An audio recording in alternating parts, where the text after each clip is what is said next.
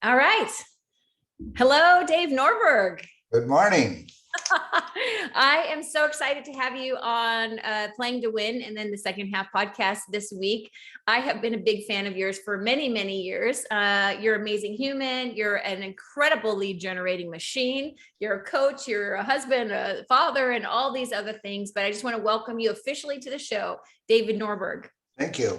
What an honor to be here. Oh, I was so excited. And you really threw me a nice little curveball when you sent me this book, your book called From the Ground Up. And I did not know you had written a book. So I would love to talk a little bit about your book too, as we explore this next hour together. Okay. But first, for our audience, why don't you just kind of introduce yourself? Who's Dave Norberg, and share with the audience who we're talking to today. Okay. So my name is Dave Norberg. I was brought up in Minnesota. I moved to California later in my life. I had the good fortune of going broke and losing everything I had, and caused me to go to California. After I had been in California for about 3 years, I decided to get back in selling. And so I sold real estate in San Diego for 32 years. My wife and I have been together now for 39 years, and we have two lovely daughters. Wonderful. I have an adult son from a prior marriage who lives in Minnesota yet. About 3 years ago, we decided that we had enough of San Diego, and we moved to Reno, Nevada. I thought I was going to retire, but after 6 months of that, I said, I've been working since I'm 5. I can't just quit. So right. What are you going to do? I mean, you can only fish so much, right? That's right. Well, so what do you do now? How do you spend your time today? Because if anybody has gone through Bold and for years and years and years, your video was one that people just listened to with your, systems you had in place around lead generation. You really have, you've been interviewed time and time again by Gary on all the big stages. How do you spend your time today? Because that retirement was a hot minute, and then you quickly decided you have more to give. And I remember you messaging me that you'd relocated there. I was so excited. I'm like, oh, what a beautiful place. It's special to my heart. But how do you spend your days today? What does that look like? So during the time I sold real estate, I was a coach for Mike Ferry for 10 years. And after I joined Keller Williams, I became a coach for Keller Williams. And so I did that for 7 years. And so after selling real estate and during that time coaching for 17 years as well, I started coaching a few people. And so that keeps me busy about 3 days a week, and that's enough. So yeah, and I really, one thing I learned about you in your book is you are quite the fisherman, that you have a real love for that. I did not know that about you. It makes perfect sense with Tony DeCello and all these great stories you had in there. So I'd love to dive in the book. One question that I ask every guest, and again, I'm so excited to have you on here today. What does playing to win look like for you? I have this little, I dug this out. I keep this in my wallet all the time. And so it says, my true purpose in life is being a person of contribution who really makes a difference by helping others get what they want. And so I get a greater joy out of watching other people succeed. That just excites me. And so that's what I like about coaching. During the 17 years I coached, I never did it for the money that I earned, but I just did it as a way of giving back. So winning is helping other people win. I love that. Winning is helping other people win. And I think there's a lot of conversation around you can make a big impact when you sell real estate, and you can make a bigger impact when you're in leadership and coaching, helping other people help other people, right? It's just, It just magnifies the impact, right? And I love that. I love that about you. And I think one of the things too is for somebody that's a lead generating machine, you sure lead with a kind heart. And I think that's very special. And I think that's a special thing. And I think that people who would maybe not know who you really are may think that you just had a real privilege, if I could say the word privilege life, and not know you worked hard to get where you are today and have the life that you have today. And I really think it does a great job talking about that in your book. So do you mind if I bring up some things from the book? Is that okay with you? That's for sure. And the reason I wrote the book was when I did that little bold video, um, Diana asked me a little bit about my prior life or whatever, and um, she asked me a few years later, did you get a lot of referral calls because of that? I said, no, I didn't. What I got was a lot of people that called and said, help me, I'm where you were. And so that was the purpose of me writing the book, so that I could hopefully help other people because of it. Oh, that's beautiful. That's beautiful. And I think when you share a story, it's so powerful when you share vulnerability, and sometimes people learn more from the pain you went through than the wins, right? And people, it's more relatable, I think, when you share stories. I think sometimes in leadership or when you're on a stage, people can't relate to you because they don't know how, it's like that visual of the iceberg, right? Where they have just the very, it has success and this and that, but underneath it's all these things like heartbreak, tenacity, all the failure, and they don't realize. So, and I talk about this a lot. Wherever people are right now, if they're not happy with that, there's a way to change, right? And I believe that's what you're passionate about too. So at the beginning of your book, there's this section, it says dreams of the future. And it says, I was an easygoing, good-natured guy in grade school. I never had a care in the world. Part of that was because I was oblivious to the world. We lived a very sheltered life. The only world event I can remember my folks being concerned about was the Cuban Missile Crisis. But as far as any other news or politics, I didn't have a clue. We never had a newspaper and no TV, only the radio. I was shy, introverted. And when I was young, probably about 6th, 7th, and 8th grade, I had dreams about giving talks to people. This might be midday when I was laying on my back on the lawn or sitting out in the woods with my 22 waiting for a squirrel, just daydreaming and visualizing. I saw myself talking to people. I had no idea what we were talking about, but I was addressing a large group. And when I was done, they were clapping, nodding and clapping like that was very good. I could also see them telling me they liked what I'd heard. I'd also had dreams of living in a big, beautiful house. This wasn't just once, but I had those dreams many times. There was nothing even remotely like the house of my dreams in my world. I can't imagine where I got this idea, but I saw this house and I knew it was mine, and I saw myself living in it. Mm-hmm. Let's talk about that a little bit. Like, where do you think that came from when you were this little boy, growing up very modestly, and you weren't really exposed to all these things, and yet you had these big dreams? Do you think about that ever? Like, what do you think where did that come from? I think God put that in my heart so that I could help other people, is what I think. I remember when we did buy our dream house, and I always get emotional. So my father was coming there to see it the first time. And my mother had passed away a number of years before that. And my father used to do this when he got nervous. And he stood outside and he said, oh, if only your mother was alive. To see where you have landed, right? To see what you had created and from where you came from and where you are today, right? The whole look how far you've come. That was a beautiful moment for you, I bet. Yeah, it was wonderful. Oh, that's amazing. So do you, where do you think the speaking, I know you say you felt like that was in your heart, but isn't it amazing? Because to think of your whole journey, that's what you've been doing, is no matter whatever you were selling, whatever you were doing, you're always taking people with you. Like, that's not a new concept for you.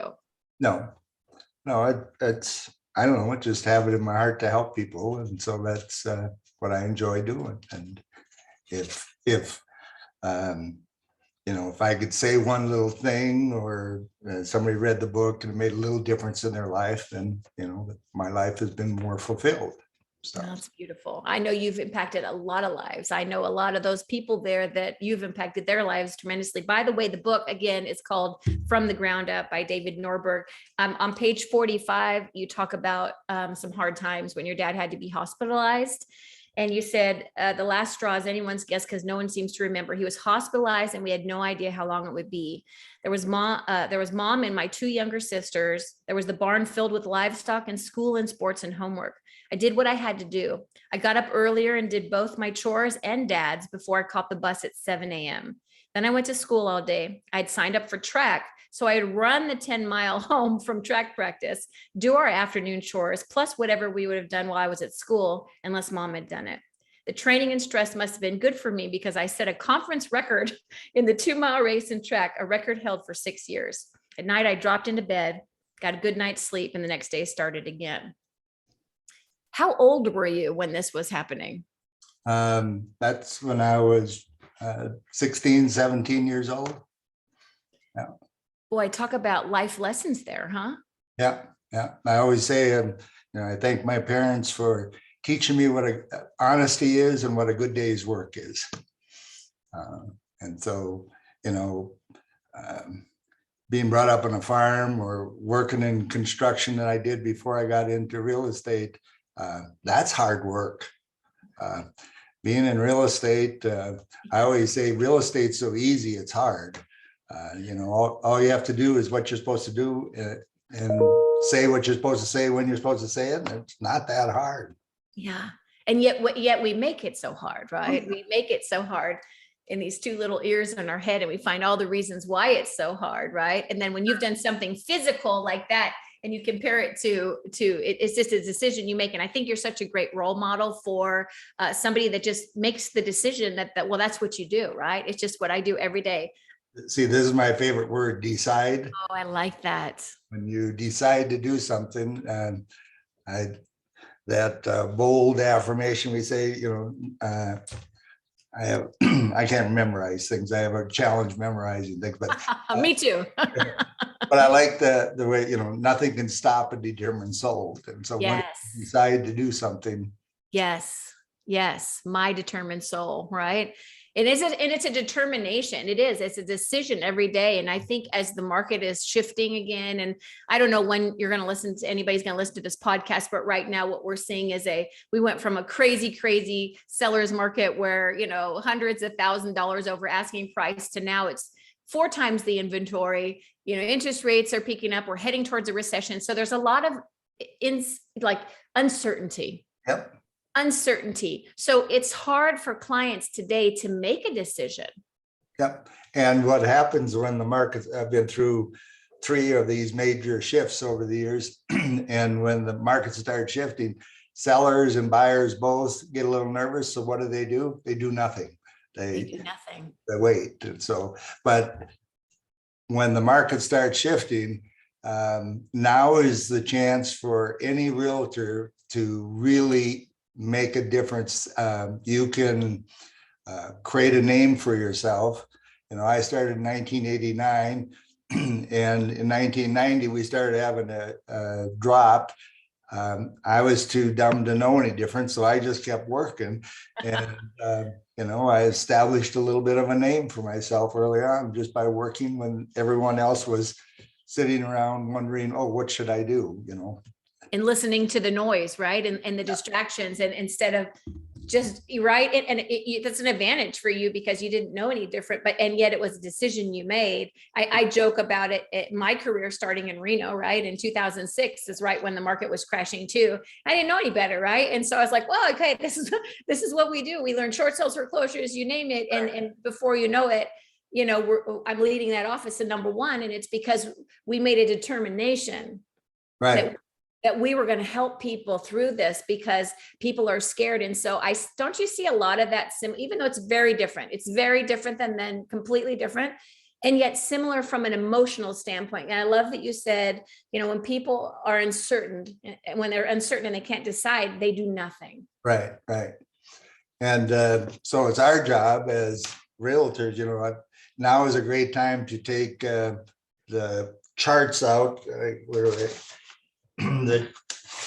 These charts out from Gary Keller's vision speech. And, if you share that with clients, that what goes up too fast has to come down. And when we look at interest rates aren't high now. They're normal. They've been abnormal the last few years here. So yeah, irregularly low, right? I mean, and it's what's interesting is how all that ties into how money is spent, right? I find that so fascinating. Like, to slow down spending, you're going to raise the interest rate, right? And understanding all that. So I think the graph is a great idea to show people, because you have to, you kind of I heard Tim Heil has a guy, Matt Patulski, that works with him. And he would always say helicopter up, because we get stuck in the weeds. And when you helicopter up to see the bigger picture, and then it's our job, right, to tell the bigger picture to the clients, because I really believe it's always a good time to buy or sell, depending on what your need is, right? And if you can helicopter up and look at that, but I think now's the time where they need that education from a great agent again. And no matter what's going on in the market, there's always somebody that needs to buy or needs to sell. There's job transfers, there's deaths, there's divorces, there's sicknesses, there's retirement. There's always business going on. Right, exactly. So you were very disciplined. You're somebody that really believes in lead gen every day, for 3 to 4 hours. When you built your business in San Diego, like how much it was highly referral, but it didn't start that way. So how did you, let's pretend you flash back to you're starting over. And I know you do a little bit of real estate here and there still, because you can't retire. What does that look like for you? If someone was starting new in this kind of market, what advice would you give them? Or somebody that's never been through a shift before, because it's a different market, right? Well, I had been in sales before, and I knew that, being in sales, what's our job? It's to talk to people. And so I thought, well, if I'm going to go talk to people, I might as well talk to people that already have their hand up, i.e. for sale by owners. And so I just would drive around and look for sale by owners. That 1989, there was a lot of them. And I didn't know there was such a thing as scripts. And so my script was, if I could identify motivation. And so if I found someone that was motivated, I just stopped back to see them like 3-4 times a week. And my script was, hi, I'm back. You give up yet? I think I listed a property almost every week with that stupid little script. But many times I had to go back, 10, 12 times before they said, yes, I do give up. And of course, each time I came back, I brought them a little something of value. Of course. Here's a sample contract. You might want to get familiar with that. Here's the transfer disclosure statement. You might want to learn how to fill that out, and, trying to help them along the way as well. But yeah. But the power is always in the tenacity and the never giving up, right? It's the consistent. Gary always talks about what time on the task over time, right? And so you bang, I'm back, you ready? And here's this thing, right? It's a beautiful thing. And yet I think when I was a new agent, I remember sitting in a Keller Williams class, and it was something about for sale by owners, a percentage after, stop after 4 attempts or something like that. It was like almost everybody never went past 4, right? And it was the one that went to 7 or whatever step that was that had the high conversion rate. So why do you think it is people are so willing to give up if it's not an immediate gratification on a piece of business? Because their why isn't big enough. I still haven't fulfilled all those dreams from when I was 9-10 years old that I'm still working on. So there's still some things. But over the years, I've had a number of people that approach me and say, hey, I'd like to increase my business. What would you recommend? And whether they're a brand new agent or someone that's been around for 20 years. And I tell them all the same thing. If you would form the habit of doing lead generation with scripts, 3 hours, the first thing every day, you'll sell more real estate than you ever dreamt possible.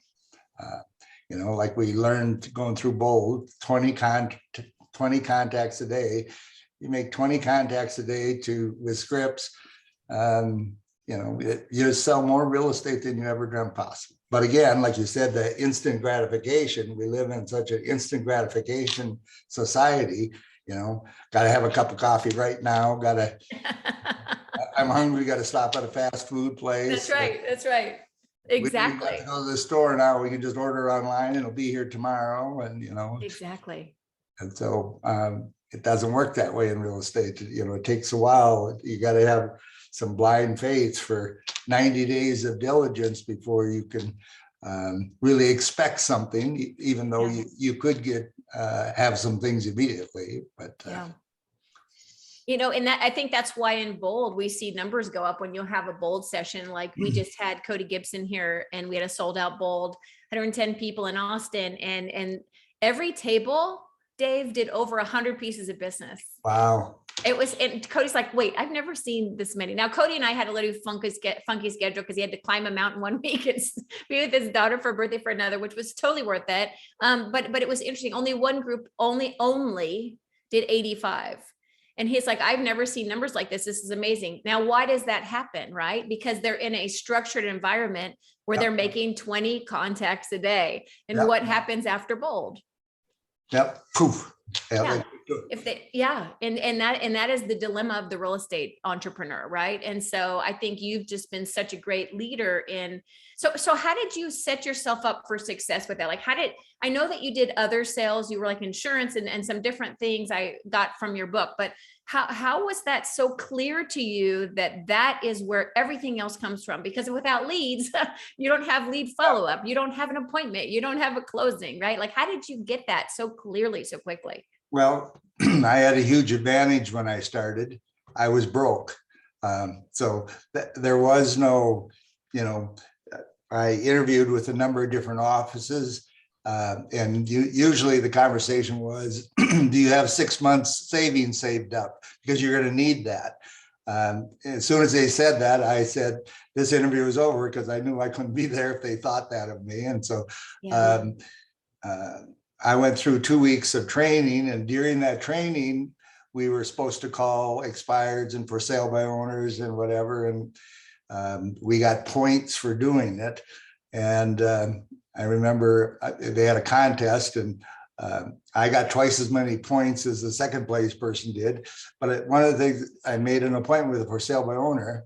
And so we got done with training on Friday. Saturday morning, I had this for sale by owner appointment. I listed it, and Monday it went into escrow, and I got my first commission check 30 days later, and it was $1,800. I thought, oh, I can make it a month now anyway. So that's amazing, right? And that drives me crazy. It drives me crazy when people will say, do you have 6 months of reserves? I'm not saying it's a bad like backup plan, but I never want to I want to set the expectation in the first 90 days, you're going to be doing business. Like, yes. But it's up to you, right? It's up to you, because I feel like that lets people just stay on the back burner and not get into action. Right. And so it's interesting. The delivery of that's not wrong in saying you might not, but that's totally up to you. Right. It's the same question people ask me all the time. What's the average new agent make their first year? I'm like, well, are you average? And like, I don't know. You're like Gary says, do you have an average life? Do you have an average relationship? Are you average parent? Like there is no such thing.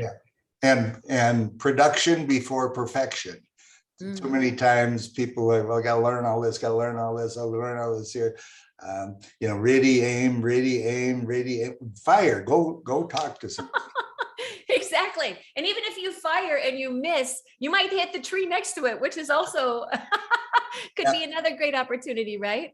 I believe that every real estate agent should be able to sell one home a month by accident, just being out and being alive, telling wherever you go, you're just telling the world what you're doing. I used to sell, probably sold one house every year, putting gas in my car, because what I do is just talk to the person next to me at the pump, and the 6 little questions: when do you plan on moving? How long have you lived here? Where do you have to move here from? How do you have to pick this area? If you were to move, where would you go next, and when would that be? Putting those into a script, those 6 little questions have made me millions of dollars. Isn't that amazing? Yeah. And yet people are afraid to ask them.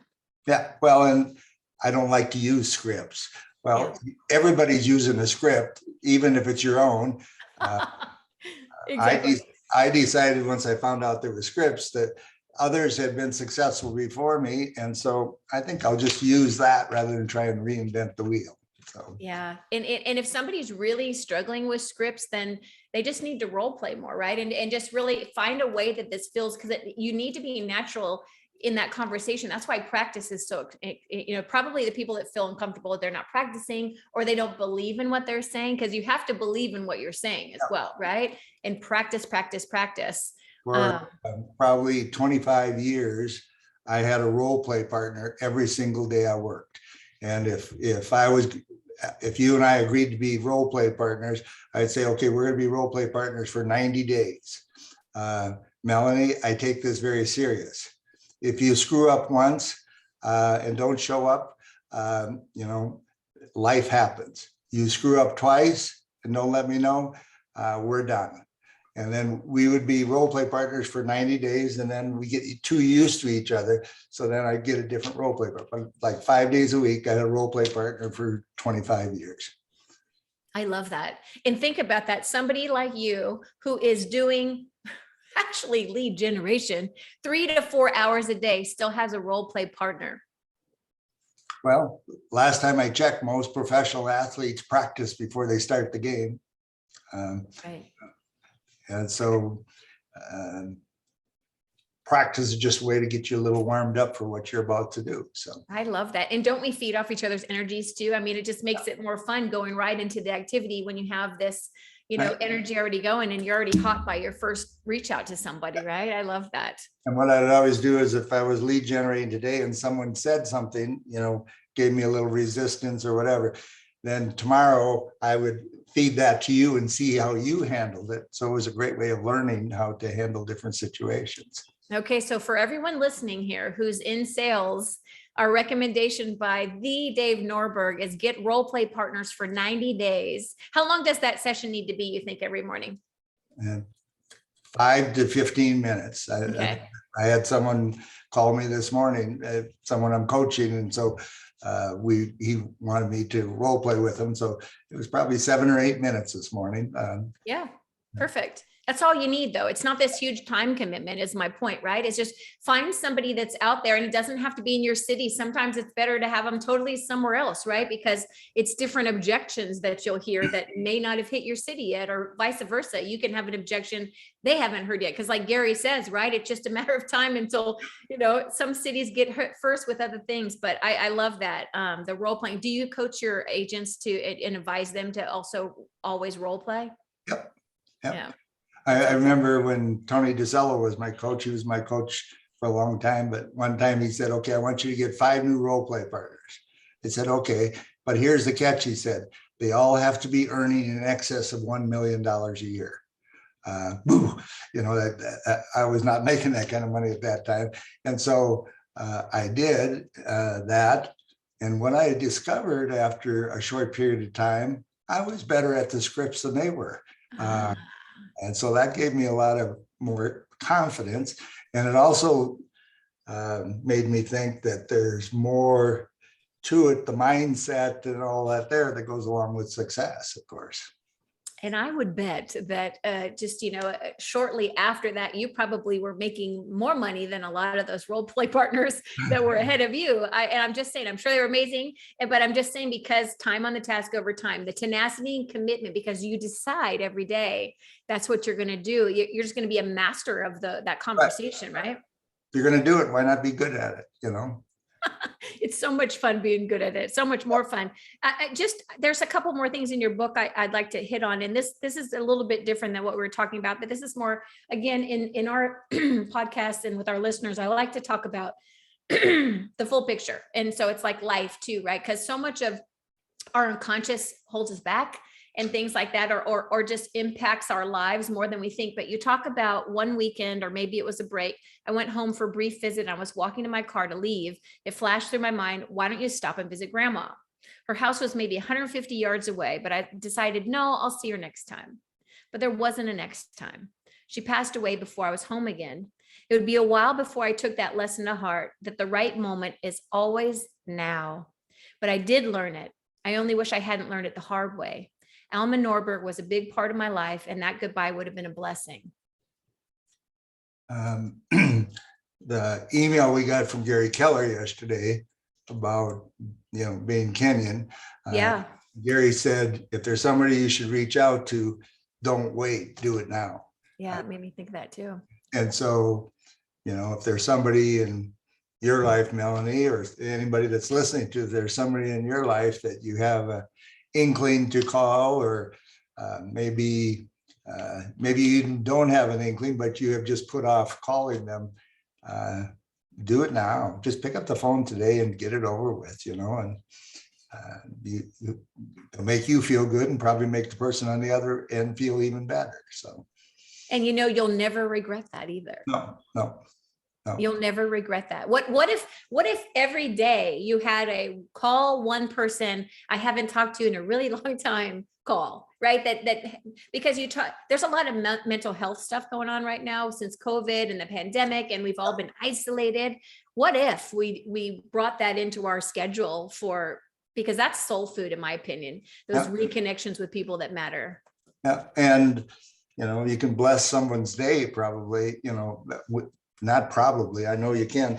On the other side of this little thing I carry in my wallet is a little, I got from a fortune cookie from Panda Express. And so it says, you are often unaware of the effect you have on others.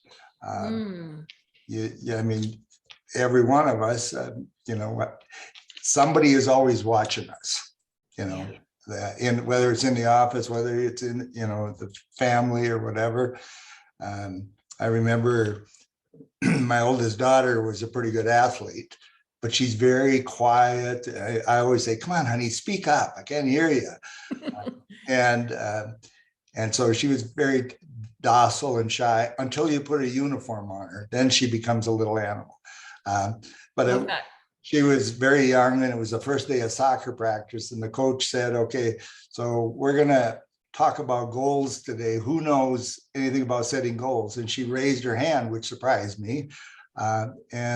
Her name's Jordan. And they said, well, Jordan, how come you know something about setting goals? She said, I watched my dad do it all the time. I didn't know she was watching. See? Oh, I love that. Yeah. The kids are always watching. Yeah. Yeah. The kids are always watching. That's beautiful. And what are you role modeling, right? And I think that's something that's just such a gift when you can live in your best zone around especially the people who love you the most, right? Like they get to see what you do. Like for me, it was super important in middle school.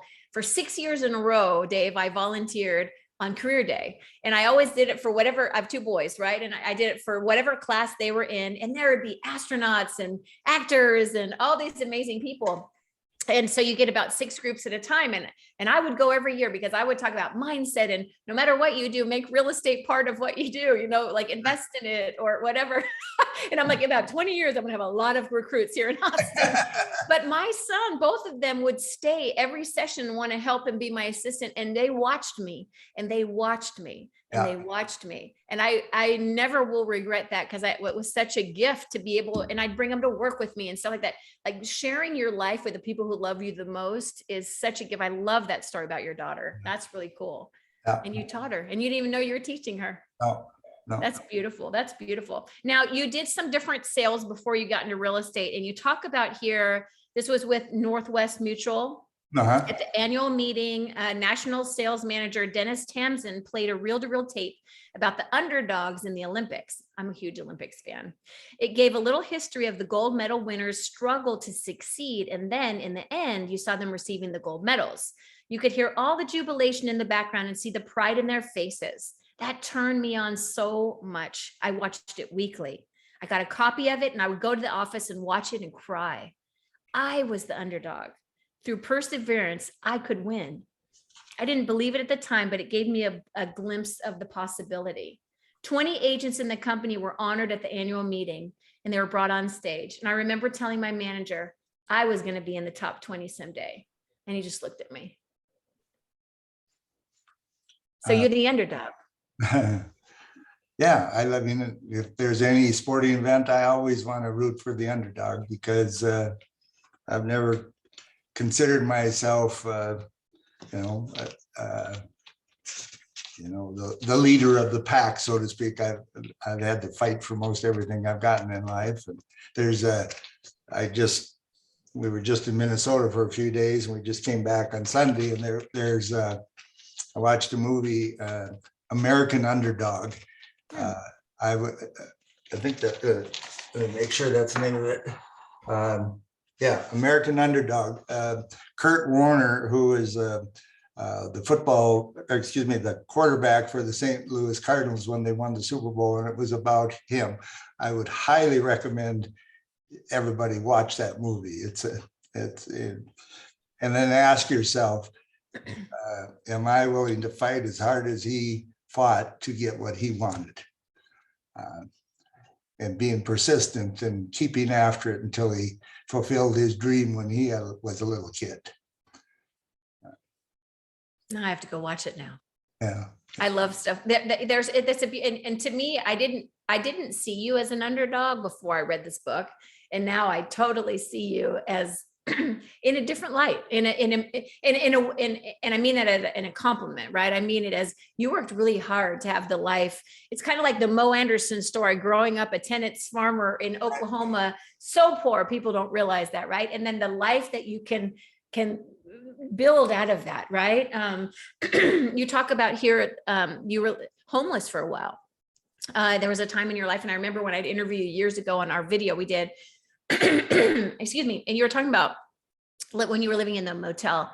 There's a motel, it was 100 a week and it was convenient. You could drive right up to the front door of your room. There were weeks, however, when I didn't have the 100 to pay it.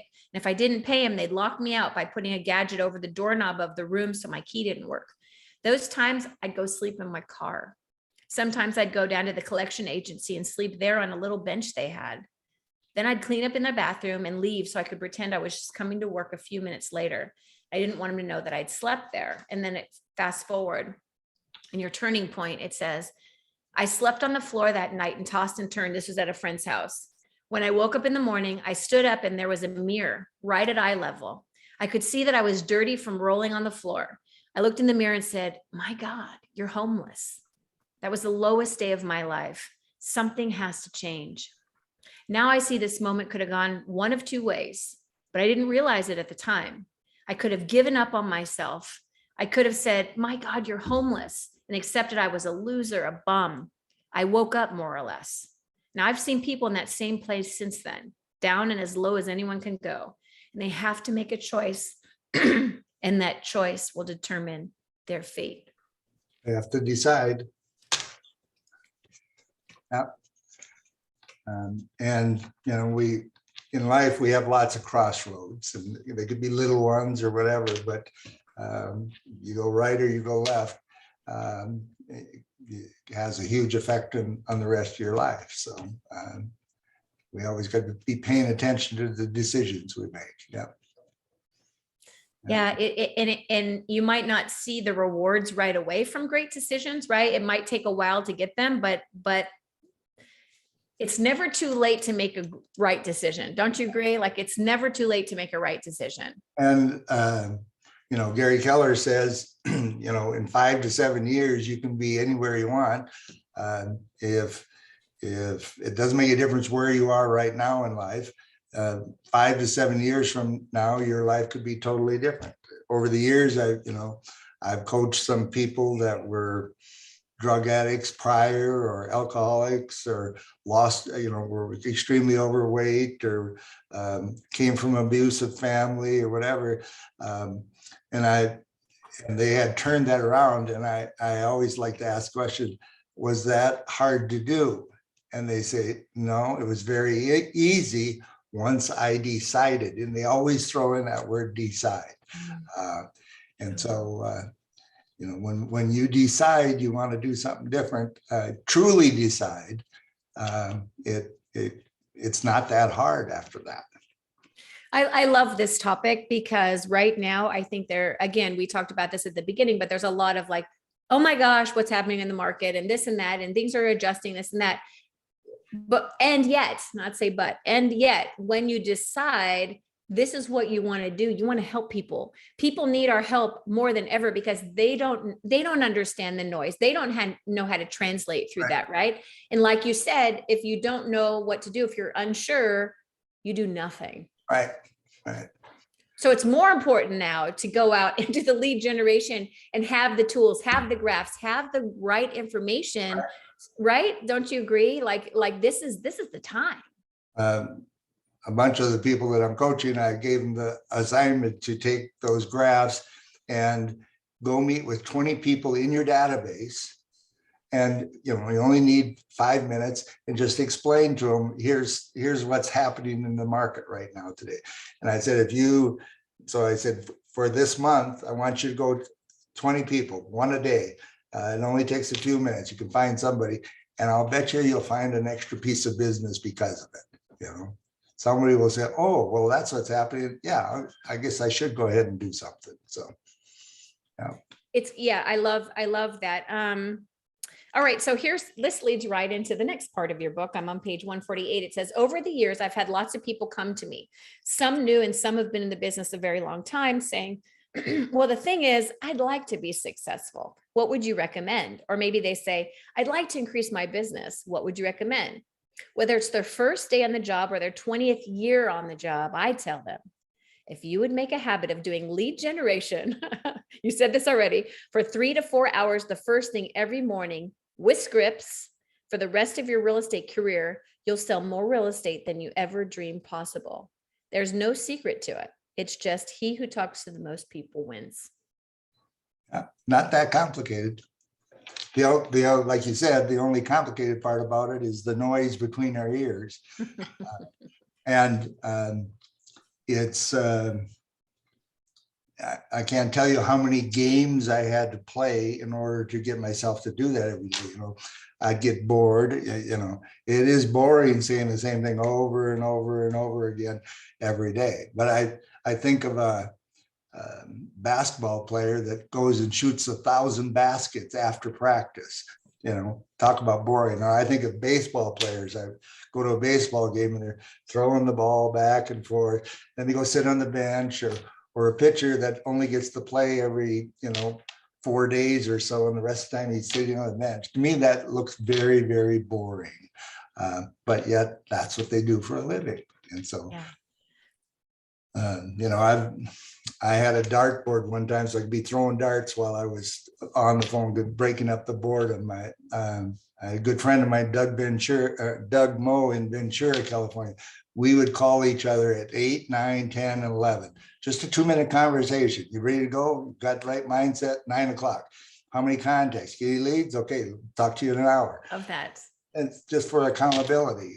So all kinds of games I've had to play in order to get, because it's boring as all get out. Yeah. Yeah. I love the gamifying. I think gamifying anything makes it more fun. Right. And so if somebody's listening today and feeling bored or whatever, it's like, find something fun. I remember there's a guy here in Austin named Ken Monso, and he's the coolest human. You would love him. He was his own broker, and then he joined KW like right before I moved to Austin.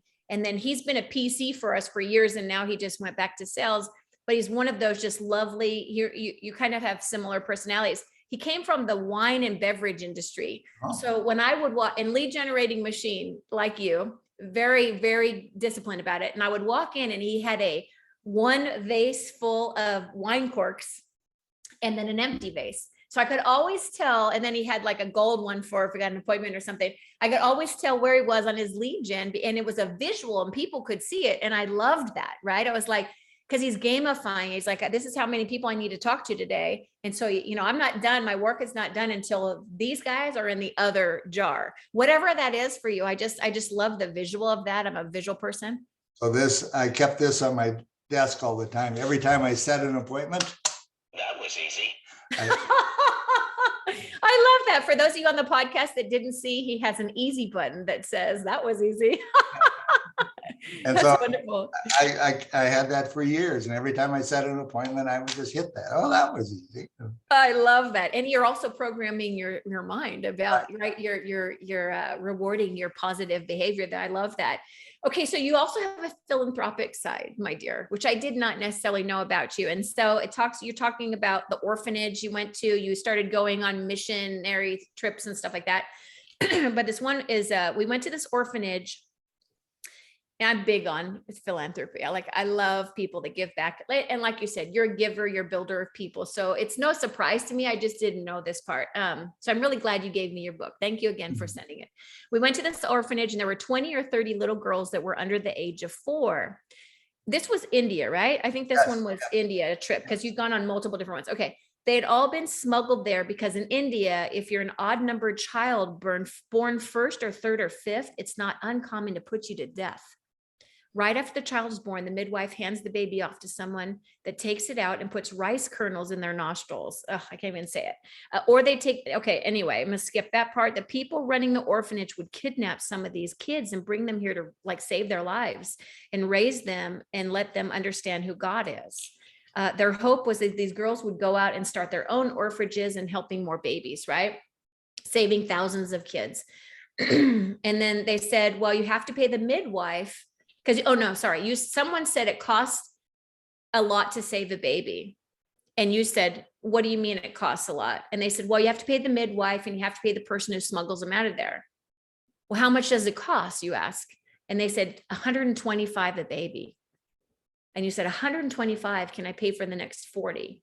Kim, your wife, and you talked about it and wired them enough money for the next 40. And it goes on and on, right? But it's like impact.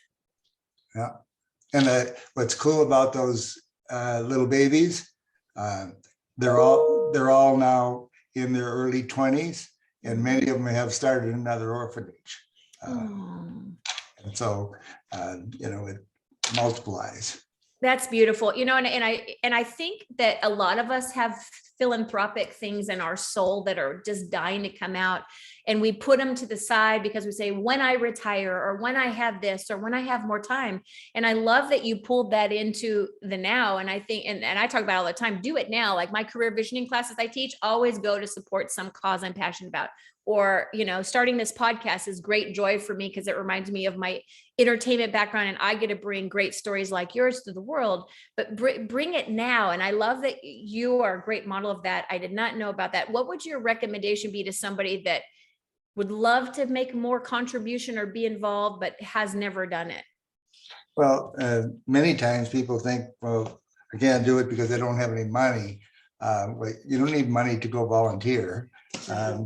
There's a, where did I put it? There's an organization here in Reno called Awaken. I've volunteered. I have our first meeting next week to go find out about it. But Reno has the highest per population of child trafficking. I heard that. That's crazy to me. That's insane. And so Texas is bad too. It's bad in Texas too. Yeah. I don't know how this exists. It's bad all over the world. But yeah. So I don't know what I'm going to do, but I don't have to have any money. I mean, I could give them money if I wanted to, but I'm going to go find out what I can do to help and donate the hours. And so you don't have to get your checkbook out necessarily to be a philanthropist. You can, right? But your time. I mean, your time is so valuable, right? And your influence, and you're having a voice of something you care about. I think if we all had a cause or something, and we said, okay, I'm going to sell one house a year for that cause, as an example. Yeah. I'm going to take a percentage of everything I do and give to a cause. It would give you a bigger cause to go and do what needs to be done. It goes back to your why, and all of a sudden gamifying that lead gen that's boring to you every day, or, it'll get you into action. Cody mentioned at the last bowl that he started a title company in Southern California somewhere, and all the proceeds were going to go to help with stopping human trafficking. 100% of the profits were going to go there. And then I just thought that's so amazing, because whatever it is that you're passionate about, find a way to work it into what you do, whether it's your time, your efforts, your energy, because we need more people doing good in the world, and you will get so much more. I was interviewing Dave at a career visioning class. Wendy Papazan and I taught here in Austin a couple months ago, and we always pull out of the audience somebody for the motivational future, and it was this guy. He does about 30 million, and he on his one thing he picked was philanthropy, like giving back. And he also had helped with an orphanage in India. And so his goal was like to help build like 30 of them now, right? And nobody expected that from this guy. He's like the most calm, collected, you would never even think. But because we asked him that question, we heard the answer. So what is it in you that nobody's asking you that question, right?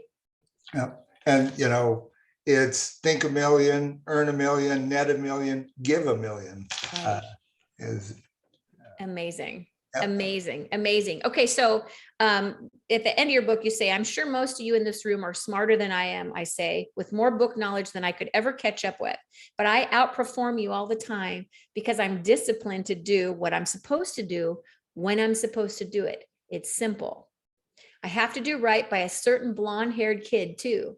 The one who used to lay on that grass or sit in the deer blind, dreaming of a house he'd never seen, or seeing himself speaking to groups where when he was so shy he couldn't even raise his hand in class. That was one hardworking little guy with a lot on his shoulders at a young age. I'd hate to let him down. You think that little boy's proud of you? Yep. Gets me emotional. It's beautiful. Yep. But like I said, there's still parts of the dream that haven't been done yet. So yeah. Never give up.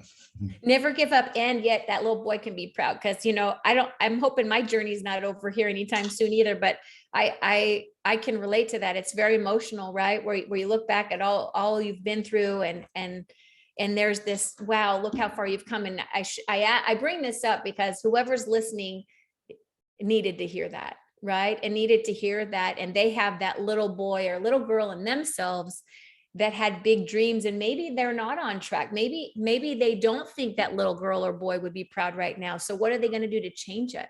Yeah. What are they, right? And they get a decision every day.